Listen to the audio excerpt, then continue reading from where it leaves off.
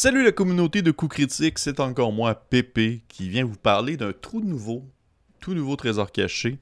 J'ai toujours été un très grand amateur d'horreur, comme certains peuvent le savoir présentement, ceux qui écoutent cet épisode et que vous en avez écouté d'autres, j'ai probablement déjà mentionné mon amour pour le genre horrifique, mais j'ai aussi, disons, une précision. J'apprécie énormément le style Lovecraftien, les écrits de Lovecraft, mais pas que. J'aime beaucoup aussi quand on parle des auteurs annexes qui ont grossi le mythe de Cthulhu et qui l'ont rendu plus accessible, je crois, et qui l'ont rendu un peu plus cadré, en quelque sorte. Oui, je considère que ça peut peut-être un peu dénaturer l'origine, si on veut, de l'œuvre, mais je trouve que ça a été une très belle adaptation qui a permis la création de nombreux jeux de société, jeux de rôle, même des films qui sont inspirés de l'œuvre de Lovecraft et de ses compères qui ont grossi le mythe. Et bref, pour ceux qui ne connaissent pas, le H.P. Lovecraft, qui est l'auteur en fait du célèbre L'Appel de Cthulhu, ainsi que le mythe de Cthulhu, qui est un univers de fiction dans lequel c'est une représentation de notre univers, mais dans lequel il y a des grands anciens, des forces cosmiques qui sont incompréhensibles de l'homme et qui menacent à tout moment d'englober notre réalité et de nous amener vers la folie, en gros. On va vous dire vraiment très en gros, là. Et aujourd'hui, en fait, je viens de vous parler d'un autre trésor caché, un livre qui, justement, permet de jouer, encore une fois, le mythe de Cthulhu. Il y en a plusieurs. Il y en a vraiment beaucoup des jeux qui permettent de jouer du Cthulhu. T'sais, on s'entend, il y a le très connu L'Appel de Cthulhu, qui est, selon moi, le plus reconnu d'entre tous et qui tire ses racines depuis le début des années 80. Mais il y a aussi également d'autres agents dans la course, on va dire ça, comme par exemple Trail of Cthulhu, qui a été aussi très reconnu pour son style, on va dire sa mécanique d'enquête, qui est basé sur le gumshoe, qui est une mécanique, un système qui permet de faire des enquêtes très précises. Il y a aussi, bien sûr, Cthulhu Dark, qui est un système narratif qui nous permet d'avoir une création partagée, narrative, entre le DM ainsi que les joueurs, beaucoup de créations partagées, tout ça. Je sais que c'est très populaire, et que ça gagne en popularité à mesure que les années passent. Il y en a plein d'autres. Il y en a plein d'autres. Il y a des systèmes qui ont été adaptés pour Powered by the Apocalypse qui aborde le Cthulhu. Il y en a même un qui est un Crawl Cthulhu qui est basé sur Dungeon Crawl classique, mais pour faire du Cthulhu. Mais aujourd'hui, je vous parle en fait de le dernier que j'ai trouvé et qui me plaît beaucoup, beaucoup, beaucoup. Et je parle de Cthulhu Hack. Donc, qui est-ce que Cthulhu Hack? Eh bien, Cthulhu Hack est une création de Paul Bartowski. Je suis désolé, Paul, si tu écoutes cet épisode, ça me surprendrait, mais tout de même, c'est en fait, c'est un hack. Qu'est-ce qu'un hack? C'est une adaptation des premières règles qui utilisent en fait les premières règles du jeu de rôle fantasy original des années 1970. Là. C'est un clone très compatible au genre OSR moderne, qui est un style que j'ai abordé souvent au courant de mes dernières vidéos. C'est un style qui va être reconnaissable beaucoup par les gens qui vont pratiquer les grands classiques de ce monde du fantasy médiéval à la Donjon Dragon et tout ça, parce que un hack va avoir des caractéristiques qui vont être très reconnaissables, c'est-à-dire la force, l'intelligence, la dextérité, etc., les 6 caractéristiques de base. Il va avoir l'utilisation d'un D20 aussi qui est aussi très connu. Et dans le fond, le concept d'un hack, c'est qu'il y a eu, il y a quelques années, un jeu qui se nomme Black Hack, qui a été comme un peu l'espèce de précurseur du genre hack, l'espèce de renouveau, cette espèce de reprise en main de ce vieux système des années 70, remise à neuf pour le mettre très rapide, très fluide, très facile à prendre en main, très reconnaissable aussi. Et ce qui s'est passé, c'est que suite au Black Hack, qui veut pas être une licence ouverte, permet de pouvoir le prendre et de le taponner, de le modifier, il y a eu d'autres hacks qui ont été inventés. Il y a, je pense par exemple à White Hack, ou aussi, par exemple, voyons, il y en a plein, là. Il y a le Super Hack, il y a Space Hack, Travel Hack, Wanderer Hack. Bref, il y en a plusieurs qui vont justement aborder différents genres, que ce soit le post-apocalyptique, le science-fiction, le Black Sword Hack aussi, qui est très reconnu, qui est fait par Kobayashi, qui est un genre très tourné vers le style Conan le Barbare et tout ça. Eh bien, il y a eu, entre autres, le Cthulhu Hack. Et pourquoi est-ce que je parle de celui-ci précisément? Eh bien, c'est parce que moi, personnellement, j'aime beaucoup faire des one-shots de Cthulhu. Je ne veux pas nécessairement de grosses campagnes très lourdes où il se passe vraiment beaucoup de choses et que les personnages vont voyager au travers de plusieurs continents pour pouvoir régler une situation. J'aime des one-shots qui vont se conclure en peut-être 2-3 parties, des scénarios longs. Et je trouve que le Cthulhu Hack est très, très, très bien placé pour pouvoir remplir ce rôle. Aujourd'hui, en fait, il est maintenant traduit par 12 singes, oui, 12 singes, qui apportent une élégance et plusieurs suppléments au jeu d'origine, parce que le jeu d'origine, il fait seulement 54 pages, c'est en noir et blanc, il y a très peu d'images à l'intérieur, ça va assez straight to the point, ça va directement au but, c'est très rapide, c'est très concret. Côté thématique, ben, c'est Cthulhu. C'est vivre des enquêtes de Cthulhu. C'est vraiment jouer le mythos sous sa forme la plus reconnue, c'est-à-dire jouer des enquêteurs qui vont tenter de résoudre une situation donnée, mettant de l'avant une horreur, une incompréhension du monde, du paranormal, un peu de sorcellerie, de l'histoire. C'est pas nécessairement ancré dans un contexte historique précis. Vous n'êtes pas obligé de jouer en 1920, vous pouvez aller sauter puis aller plus dans les années 1800 ou même avant ça, ou ça peut être moderne, dans les années 90 voire 2000.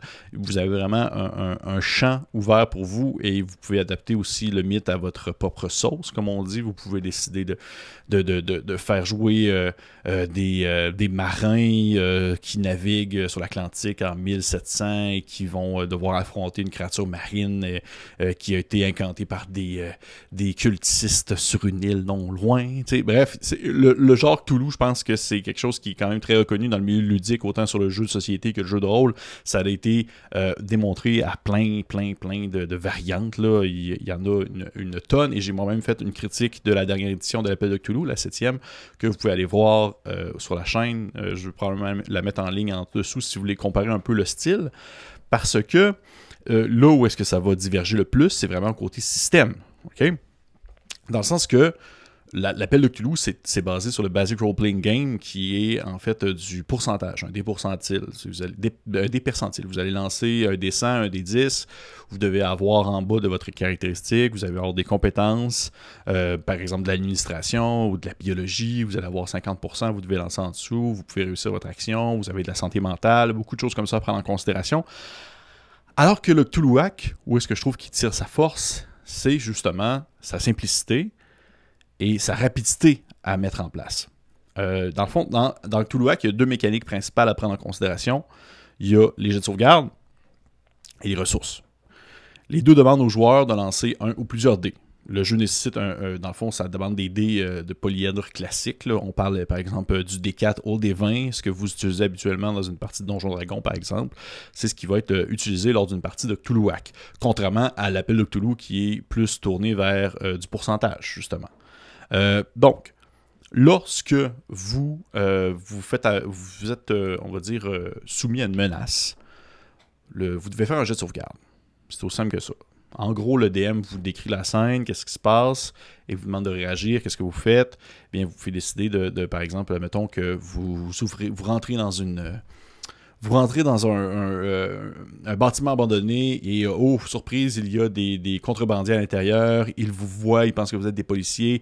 Ils se mettent immédiatement à vous tirer dessus. Qu'est-ce que vous faites? Eh bien, vous pouvez dire, par exemple, je vais sauter derrière une caisse, je vais essayer de plonger pour éviter les balles et tout ça. Et là, en gros, c'est vous, dans le fond, qui réagissez au danger qui est présenté. Vous devez lancer le dé approprié selon la caractéristique, selon l'action que vous voulez faire, c'est-à-dire un dé 20. Et vous devez lancer en bas de vos caractéristiques. Je rappelle, les caractéristiques sont les plus reconnues, c'est-à-dire force, dextérité, intelligence, etc. Et lorsque mettons, vous décidez d'éviter les balles qui sont tirées vers vous, vous décidez, je saute derrière, on va dire, une boîte en bois, eh bien, vous devez faire un jet de dextérité et vous devez avoir en dessous de votre caractéristique de dextérité pour réussir l'action. Aussi simple que ça. Donc, si vous avez 12 de caractéristiques, 12 de dextérité comme caractéristique, vous devez lancer 12 ou moins. Si vous avez en dessous, vous réussissez. Si vous avez au-dessus, vous échouez. Comme à la 5e édition de Donjons Dragons ainsi que dans d'autres jeux de ce genre, il y a des possibilités d'avoir des avantages ou des désavantages, c'est-à-dire que vous lancez un des 20 supplémentaire un des 20 supplémentaire et vous prenez le meilleur des deux, ou un des 20 supplémentaires, vous prenez le pire des deux si c'est un désavantage. Vous voyez, juste pour ça, c'est vraiment le cœur central de la mécanique du hack, qui est adapté à Cthulhu Hack. Et c'est très rapide, c'est très simple, c'est très efficace. Je pense pas que c'est... Je dirais pas que le système est, on va dire, ancré dans le genre de l'horreur. Je pense pas que le système va pas vous mettre un stress supplémentaire. Il est pas comme, on va dire, il est pas construit autour d'un contexte où est-ce que vous le savez déjà à la base que vous allez jouer de l'horreur, dans le sens que le hack est à la base autre chose. Mais je trouve qu'il s'implante quand même bien dans le genre ici présent, c'est-à-dire Cthulhu Hack. Mais il y a d'autres choses. Il y a d'autres choses qui sont mises de l'avant pour pouvoir un peu plus donner le style saveur Cthulhu. En gros, vous avez dans le fond des ressources. Des ressources, il y en a plusieurs. Il y a en fait, juste pour être sûr que je ne me trompe pas, dans les ressources, il y a le matériel, la santé mentale, ainsi que l'investigation. Chacune de ces ressources-là a un dé qui lui est attribué. Ça peut être un D6, un D8, un D10, un D4, par exemple. Et lorsque vous devez faire un jet de cette ressource-là, vous devez lancer le dé approprié dont vous êtes, qui vous est présenté selon la ressource. Donc, par exemple, votre santé mentale, vous avez un D6, vous devez lancer un D6. Ce qui se passe, c'est que si vous avez, mettons, vous confrontez, vous rentrez, la même situation, vous rentrez dans cette espèce de bâtiment abandonné-là, mais là, ce n'est pas des bandits qui se trouvent présentement, ce sont une créature impossible à décrire, une masse de chair aux yeux bulbeux avec des tentacules qui tentent de vous attraper. Eh bien, vous devez faire un jet de sauvegarde, dans le fond, plutôt un jet de ressources de santé mentale, qui est un D6, par exemple. Vous lancez votre D6, et si vous avez un ou deux, votre niveau de santé mentale descend de 1. Donc, à partir de la prochaine fois, vous avez échoué votre jet. Et la prochaine fois, au lieu de lancer votre D6, vous devez lancer un D4. Donc, vous comprenez que vous en perdez à mesure que ça continue, parce qu'au début, vous allez avoir une santé mentale beaucoup plus élevée. Par exemple, un D10. Et là, si vous devez lancer un D10, le pourcentage de chance que vous ayez 1 ou 2 est beaucoup plus bas que avoir au-dessus de 2, tout simplement. Mais dès que vous avez 1 ou 2, vous descendez d'un niveau sur l'échelle de D, en quelque sorte. Et à la prochaine fois, au lieu de lancer un D10, vous allez lancer un D8. Comme là, au lieu de lancer un D6, la prochaine fois, vous allez devoir lancer un D4 parce que vous avez échoué. Mais, comme je dis, ça c'est pour la santé mentale. Mais il y a aussi, dans le fond, l'utilisation de le matériel. Lorsque vous utilisez un objet que vous avez sur vous, par exemple, votre lampe à l'huile ou même votre fusil, des choses comme ça, vous allez devoir lancer le dé de matériel. Encore une fois, ça va être un dé qui va être représenté. Et si par exemple, vous lancez un dé 6 et vous avez encore une fois 1 ou 2, ça peut signifier que vous descendez de 1, vous êtes rendu sur le D4. Ça peut signifier que votre matériel commence à être au bout. C'est-à-dire que vous manquez de balles, votre lampe à l'huile commence à manquer d'huile.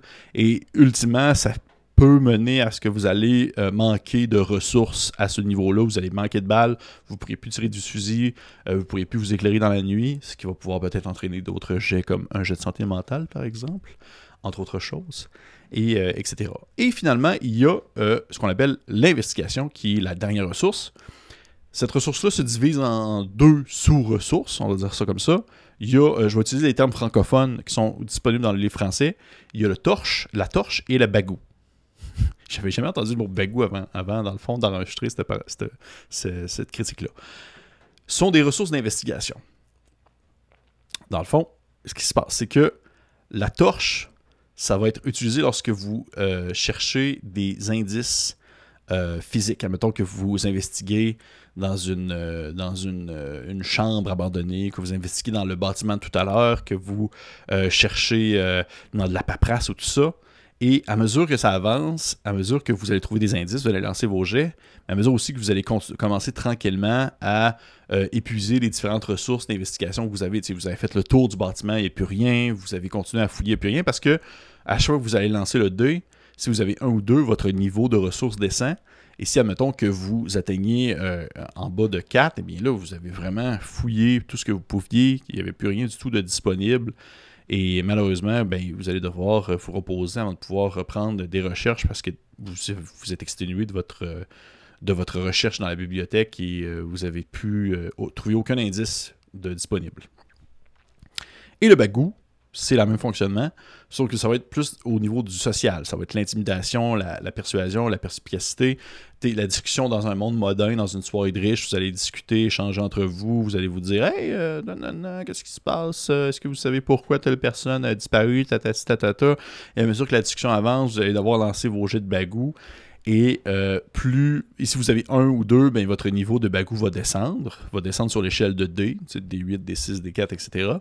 Et ultimement, si vous n'avez plus de bagou, si vous ne pouvez plus descendre sur l'échelle, c'est parce que vous êtes exténué mentalement et physiquement de votre échange. Vous pouvez plus, vous êtes surstimulé, vous devez vous reposer avant de pouvoir reprendre les recherches, dans le fond, proposées. En gros, c'est ça le système de Cthulhuac. Il y a différentes petites règles ici et là concernant la santé, les armes à feu, tout ça, les dégâts. Il y a beaucoup de règles optionnelles pour aider les autres et tout ça. Mais en gros, on se cadre, c'est ça le système. Et même si je trouve que ce n'est pas le système le plus incroyable, le système hack, c'est pas le truc le plus défoncé, hot du monde entier. Mais pour ma part, je vais en revenir tout à l'heure, je trouve ça efficace. Je vais vous dire pourquoi. Mais avant toute chose, le visuel. Comment dire? Le livre anglais est d'une simplicité à se morfondre. Il n'y a rien d'incroyable. C'est écrit comme ça. Puis je pense qu'il y a une ou deux images à l'intérieur. Ah, oui, une image ici. Quelqu'un qui se fait dévorer par un shoggoth, qui est un monstre. La version anglaise va dans l'efficacité. Les hacks, en général, vont dans l'efficacité du système, ne vont pas commencer à faire des variantes de visuels incroyables, excepté peut-être un peu justement Black Hack, le premier du nom, qui a, surtout la deuxième édition, qui a vraiment un visuel très déchiré, tout ça, mais très punk. Mais le Cthulhuac, en anglais, mais ça ne veut pas dire grand-chose côté visuel, ça ne va pas vous convaincre que vous n'achetez pas ce livre-là pour la beauté du livre, vous l'achetez pour sa simplicité. Par contre, la version francophone, elle est très belle. La traduction qui a été faite chez 12 Singes est super belle. Il y a de la couleur dedans, il y a des aides de jeu, le visuel, il y a des cartes qui ont été rajoutées, des images, des dessins, tout ça. Des suppléments aussi qui ne sont pas disponibles dans d'autres éditions. Pour ça, je trouve que ça vaut quand même la peine de jeter un coup d'œil. Malheureusement, je ne pense qu'elle n'est pas disponible physiquement au Québec. Je crois qu'il faut se la faire venir de nos cousins européens. Mais tout de même, sinon, le Cthulhuac, vous pouvez vous l'acheter en anglais, vous pouvez vous l'acheter sur DriveThru RPG en impression, ça coûte pas vraiment très cher. Comme je vous dis, c'est un tout petit ouvrage, très très simple. Critique du jeu. Bon, comme je dis, je crois que c'est mon système préféré pour un Cthulhu rapido presto en one shot. Dans le cadre d'une longue campagne, par exemple, je pense au masque de Nyarlathotep ou les montagnes hallucinées. Je serais plus porté à utiliser un système qui est un poil beaucoup plus simulationniste pour vivre, on va dire, le contexte historique de l'époque. Comme par exemple, justement, l'appel de Cthulhu classique, le Basic Role Playing Game, où est-ce que vous allez avoir des compétences variées, tout ça et tout, etc. Pour ma part, c'est vraiment pas pour ça que je vais utiliser Cthulhuac. Ça va être pour des petites games plus rapides. Et inquiétez-vous pas, il y a des choses que j'ai pas mentionnées, par exemple, dans le système qui expriment que vous allez avoir des avantages dans vos jets. Ça va être votre archétype. Ça, mettons que vous êtes un bandit ou... pas un bandit, voyons, c'est quel mauvais exemple. Mettons que vous êtes un professeur de littérature. Eh bien, lorsque ça va être le temps de faire un jet associé à votre domaine d'expertise, la littérature, eh bien, vous allez pouvoir lancer votre jet, votre D20, avec l'avantage. Ça veut dire que vous allez lancer 2 D20, puis vous allez pouvoir regarder le meilleur. C'est comme ça que se décrit, si on veut, votre spécificité dans le domaine. T'sais, au lieu d'avoir des compétences, c'est vraiment votre archétype. Et aussi, il y a des possibilités d'avoir quelques dons, quelques capacités qui permettent d'avoir des bonus. Puis c'est comme ça que ça va s'exprimer dans le jeu du Cthulhuac, alors que dans le Cthulhu classique, l'appel de Cthulhu, ça va être vos compétences, qu'il y en a plusieurs, qui vont être vraiment, qui vont montrer votre spécificité en tant que personnage. On va dire ça comme ça. Fait comme je dis, pour ma part, moi, ça va être mon tout de go quand ça va être le temps de faire des cours one-shot rapides d'une soirée, 2 soirées, peut-être même 3. Je vais y aller avec Cthulhu Hack, c'est sûr et certain, parce que je trouve que c'est rapide, c'est efficace, c'est simple. Ça peut être adapté à plein de genres, ça peut être modifié. C'est un hack, là, vous le prenez, vous pouvez le twister un peu, vous pouvez rajouter une règle ou deux si vous voulez. Vous pouvez laisser de côté une autre règle si vous ne la voulez pas. C'est vraiment à vous que ça ressemble. Ça regarde. Je sais qu'il y en a beaucoup qui vont aider, par exemple, qui vont aimer beaucoup Trail of Cthulhu parce qu'il va y avoir un côté qui va être très, justement, enquête et tout ça, puis le système d'enquête est très fort. J'aime ça faire des enquêtes, sauf que on dirait que je vais me taponner mon propre système d'accumulation d'indices plutôt que aller vers Trail of Cthulhu, d'où pourquoi l'utilisation du Cthulhu Hack. Mais comme je dis, en recommandation, c'est bon pour du one-shot, pour une très longue campagne. Mais je pense que vous pouvez trouver mieux. Mais pour du one-shot, pour des courtes parties, moi, c'est ma valeur sûre, et c'est sûr et certain. C'est vraiment ma valeur sûre. Je trouve que c'est supérieur à l'appel de Cthulhu pour ça. Parce que l'appel de Cthulhu, pour quelqu'un qui connaît peut-être un peu moins ça, il y a certaines petites règles ici et là que tu n'es pas sûr, alors que Cthulhu Hack, attention pas que tu as joué à des jeux de rôle dans ta vie, tu vas reconnaître le squelette du jeu, puis tu vas pouvoir te l'approprier rapidement. Donc, ça ressemble pas mal à ça. Écoutez, Cthulhu Hack disponible sur Drive-Thru-RPG en impression sur demande. Sinon, disponible en PDF. Vous pouvez vous l'acheter sans problème. En fait, je vais le dire maintenant. J'ai remarqué, j'ai su au moment où j'enregistre cette vidéo-là, j'ai vu qu'il allait avoir une deuxième version en anglais de Cthulhu Hack pour 2022, je crois. Il me semble, je dis ça avec des pincettes, mais il me semble que c'est pour 2022. Fait que soit vous attendez pour vous acheter la nouvelle édition, soit vous achetez celle-là, ça coûte pas grand-chose non plus. Je sais pas qu'est-ce qu'il va y avoir de différent entre les deux versions. Ça reste le même squelette du hack. J'ai hâte de voir qu'est-ce qui va être ajouté, qu'est-ce qui va être modifié, mais tout de même, je préfère le mentionner.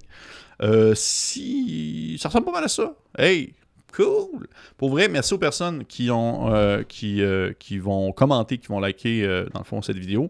Si vous avez aimé, bien sûr, cette critique-là, mettez un commentaire. Mettez aussi des jeux. Je serais curieux de savoir quel trésor caché vous voudriez que je parle.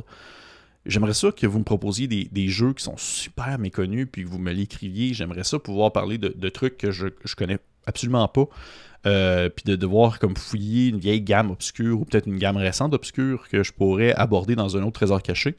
Bien sûr, je vous encourage à vous abonner au YouTube. Allez voir bien sûr notre Facebook, notre Instagram, notre Twitter. Et si jamais vous voulez des vidéos en exclusivité, on a un Patreon aussi, sur lequel il se passe de plus en plus de choses, sur lequel il se passe de plus en plus de vidéos. Et sur ce, on se dit, ma très chère communauté, à la prochaine. Bye!